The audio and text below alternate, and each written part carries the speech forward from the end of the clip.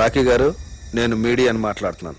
మా గ్యాంగ్ అందరికి పార్టీ ఎప్పుడు ఇస్తున్నారు? పలాజు ఈయన ఈవి గారని సీనియర్ మోస్ట్ జర్నలిస్ట్, పెద్ద క్రిటిక్, సినీ జర్నలిజానికి గాడ్ ఫాదర్. చూడప్పలరాజు, ఒక క్రిటిక్ జాబ్ సినిమా తీసేవాళ్ళ నుంచి చూసేవాళ్ళని రక్షించటం, అంతేగాని చూసేవాళ్ళ నుంచి తీసేవాళ్ళని రక్షించడం కాదు.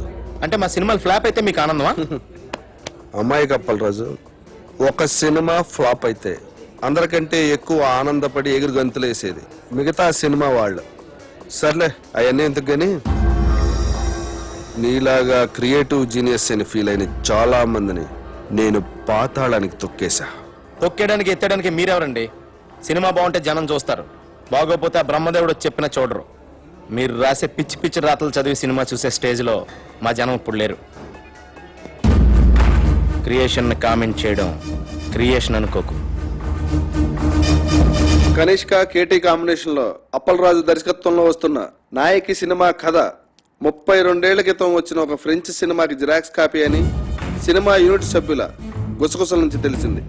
ఈ సినిమాలో సాంగ్ ట్యూన్స్ అన్ని లేటెస్ట్ యూరోపియన్ మ్యూజిక్ ఆల్బమ్స్ లోంచి యాజ్ ఇట్ ఈజ్ గా లేపేసినవే అని సినీ వర్గాలు నోళ్లు నొక్కుంటున్నాయి.